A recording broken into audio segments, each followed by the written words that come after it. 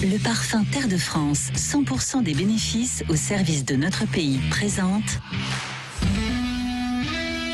Sud Radio, Berkov dans tous ses états. Et oui. Vous savez, il y a un certain Montesquieu qui doit se retourner dans sa tombe en ce moment. Les trois pouvoirs, exécutif, législatif, judiciaire, sont en train de s'amalgamer à une vitesse grand V. On va donc en parler, mais on va aussi parler de ce qui se passe aux États-Unis. Ce n'est plus le clan des Siciliens, ce n'est plus le bourrage des urnes. C'est ôte-toi de là que je m'y mette à la puissance 100 000. Et puis, nous allons recevoir Jean-Loup Bonamy, qui est essayiste, qui est spécialiste des questions judiciaires et qui va parler de cette psychose qui s'empare de nous, de cette psychose collective qui n'est pas simple à résoudre ni à guérir. Sud Radio Berkov. Moi je m'en fous, je m'en contrefous. Avec mon destin je vais bras dessus, bras dessous. Je sais bien que je n'ai pas un... Ouais, merveilleux, il m'entend tout jeune, moi je m'en fous, mais on se demande aujourd'hui, très sincèrement, qui se fout de qui? Il y a eu quand même... un épisode que je voudrais rappeler, et je suis très heureux d'ailleurs d'en parler avec quelqu'un qui est très bien placé pour en parler. D'abord, c'est ce qui s'est passé avec le vote de la durée de l'état d'urgence sanitaire. Je rappelle que, effectivement, mardi soir, les députés des diverses oppositions ont réussi à passer un amendement fixant l'échéance de l'état d'urgence au 14 décembre au lieu du 16 février, parce que le gouvernement voulait que l'état d'urgence sanitaire dure jusqu'au 16 février.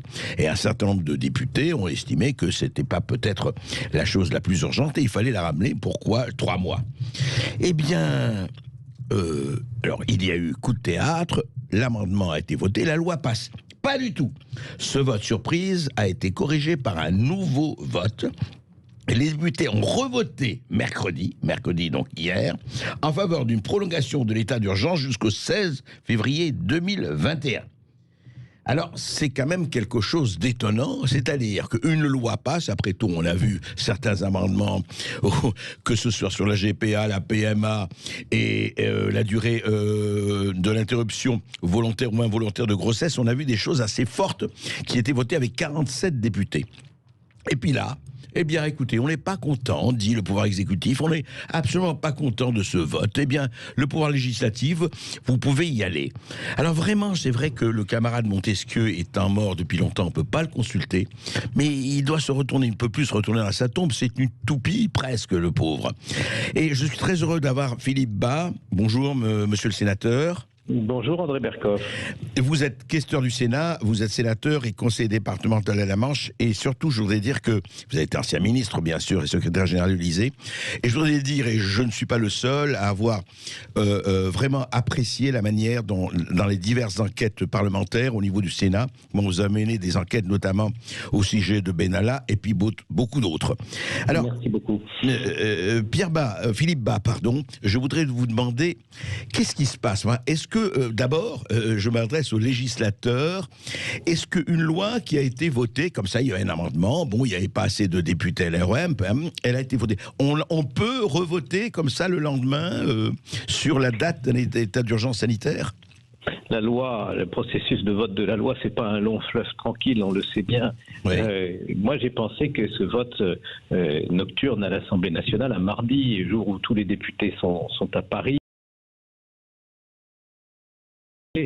les députés En Marche qui ont la majorité, s'ils ne sont pas venus dans l'hémicycle, c'est qu'ils étaient gênés sans doute, parce que ce qui était en cause, et vous avez parlé de séparation des pouvoirs de Montesquieu, je crois que vous avez bien fait, ce qui était en cause, au fond, c'est le contrôle du Parlement, parce que le Parlement représente les Français dans leur diversité, et il ne s'agissait pas de raccourcir l'état d'urgence, non, il s'agissait que si on doit le prolonger, eh bien il faut qu'il y ait le vote d'une nouvelle loi. Vous savez, depuis le mois de mars, le Parlement a été responsable, le Sénat a été responsable, puisque 4 fois, le Parlement a accepté de donner des pouvoirs exceptionnels au gouvernement pour lutter contre le Covid-19. Eh bien, en 7 mois, 4 fois, et là, non pas jusqu'au 16 février, mais jusqu'au 1er avril, en réalité, le gouvernement voudrait exercer ses pouvoirs exceptionnels sans vote du Parlement.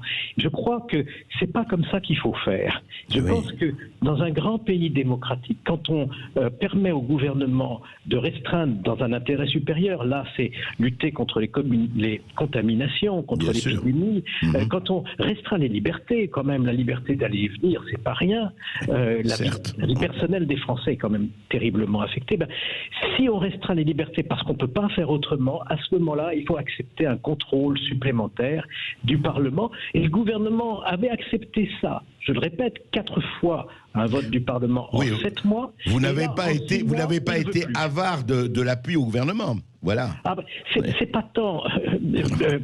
Faut pas personnaliser les choses. C'est pas pour appuyer le gouvernement. C'est parce qu'il est normal de lui donner les pouvoirs, les moyens d'agir. Maintenant, l'efficacité de l'action, c'est un autre problème. Bien sûr. Mais justement, alors, Monsieur le Sénateur, est-ce qu'il n'y a pas quelque chose qui se passe, nous, alors, on parle en tant qu'observateurs, que citoyens, surtout, on constate quand même, évidemment pour des raisons que l'on peut comprendre, mais quand même, que la tension. Et je voudrais juste vous faire écouter, vous avez dû l'entendre, mais quand même, successivement, Jean Castex, le Premier ministre, lors de la séance de questions au gouvernement mardi, et Olivier Véran, justement, de la nuit de mercredi, le ministre de la Santé. Écoutez d'abord Jean Castex. Quand la République est confrontée à la plus grave crise sanitaire qu'elle ait subie depuis des décennies, on n'appelle pas les maires, serviteurs de la République, à violer les lois de la République. Ça n'est pas possible. Et puis maintenant, Olivier Véran, hier soir. Je suis rentré dans 2 chambres dans ce service de réanimation de Corbeil-Essonnes. Dans la première chambre, il y avait un jeune homme de 28 ans. De 28 ans, en coma, intubé, ventilé. Dans la deuxième chambre, il y avait un homme en surpoids, âgé de 35 ans. C'est ça la réalité, mesdames et messieurs les députés. Si vous ne voulez pas l'entendre, sortez d'ici. Elle est là la réalité de nos hôpitaux. Elle est là la réalité de nos hôpitaux. C'est ça la réalité de nos hôpitaux. Vous êtes en train de débattre de sujets alors que nos soignants se battent pour sauver des vies de cette manière-là dans nos hôpitaux. Bon, on voit que la tension quand même est grande, on peut comprendre les pressions que peut comprendre un travail, hein, et c'est à 24 heures sur 24, c'est pas évident. Et en même temps, l'un de vos collègues sénateurs, monsieur Bruno Retailleau, président du groupe Les Républicains au Sénat, il a répondu ce matin à l'interpellation d'Olivier Véran. Et voici ce qu'il a dit. Le message d'Olivier Véran, c'était une forme d'abolition de la démocratie parlementaire. Et ce que je veux simplement dire, c'est que certes, en Europe, tous les pays sont confrontés au même virus, à la même pandémie, mais on n'a pas tous les mêmes résultats. En termes de mortalité, nous sommes au 5e rang, alors que nous sommes au 1er rang pour les dépenses de santé. Alors que, par rapport à bien d'autres pays européens, notre population est plus jeune et moins diabétique. Donc, on doit s'interroger. Et l'opposition est là pour relayer les interrogations des Français. Eh bien, nous sommes les relais. Et prenez garde. Parce que, à vouloir, par exemple, en invoquant l'unité nationale, à vouloir faire le silence dans les rangs, y compris de museler l'opposition, prenons garde à ce qu'un jour, la colère ne soit pas relayée dans la rue. Alors, monsieur Philippe Bas, prenons de la distance, regardons le tableau dans son ensemble. Effectivement, honnêtement, on a l'impression que le gouvernement, habitué à avoir une majorité, je ne parle pas évidemment du Sénat, mais je parle de l'Assemblée nationale, une majorité très favorable, et pourquoi pas, c'est pas le problème. Et dès qu'il y a quelques mouvements de fronde, on a l'impression que quelquefois il perd ses nerfs, et c'est pas bien pour la démocratie, ça. Je comprends que certains membres du gouvernement sont particulièrement harassés en ce moment, mais ça n'excuse pas les dérapages verbaux, évidemment, surtout quand, au fond, ils suggèrent que le ministre de la Santé s'occupe des affaires importantes, tandis que le Parlement fait de la politique politicienne. Ouais. Ça, j'ai trouvé que c'était indigne, parce que jamais nous n'avons, et on le disait tout à l'heure, marchandé au gouvernement les pouvoirs exceptionnels qu'il réclamait pour réduire les libertés afin de lutter contre l'épidémie.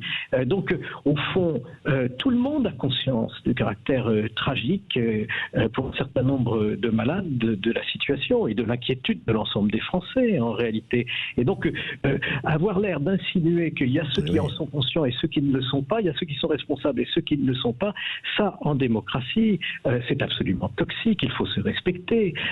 Quand le Parlement dit il faut que notre démocratie fonctionne d'autant plus pendant la crise sanitaire qu'il y a des restrictions aux libertés, il ne commet pas un crime de lèse-majesté. Il dit simplement qu'il faut savoir partager les décisions quand on est en période de crise. Et là, il y a cette espèce de syndrome de la verticalité qui ressurgit comme il avait surgi dans le passé, par exemple, par les décisions qui avaient provoqué la crise des Gilets jaunes. En réalité, la culture démocratique est en train de régresser et le Parlement responsabilité que de donner les pouvoirs nécessaires au gouvernement, mais il dit en contrepartie, vous devez revenir devant le Parlement. Oui, en plus c'est votre pouvoir, monsieur le sénateur, c'est le pouvoir des législateurs. S'il y a une séparation des pouvoirs... C'est la moindre des choses en démocratie. Oui. Et dites-moi, et cette admonestation du Premier ministre Jean Castex, qui dit oui, inciter les maires, enfin, c'est comme s'il y avait des gens qui appelaient les maires à l'insurrection. Ce sont les maires eux-mêmes, ils ont le droit, ils existent aussi les maires, ils ont le droit de dire ce qu'ils ont envie de dire et de manifester aussi. Il ne faut pas qu'il y ait d'un côté monsieur j'ai raison et de l'autre côté des irresponsables. C'est pas du tout ça, la France.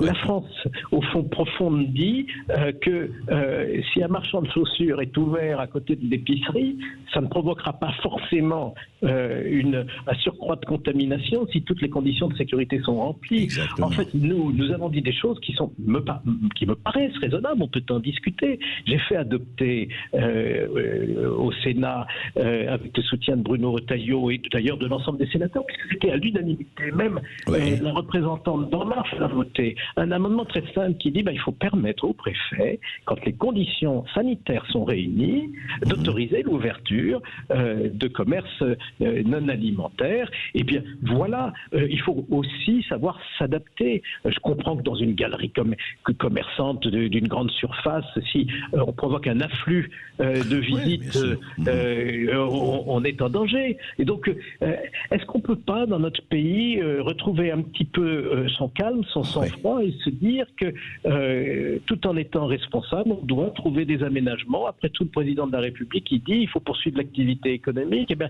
il a une bonne occasion de prouver qu'on peut en effet le faire.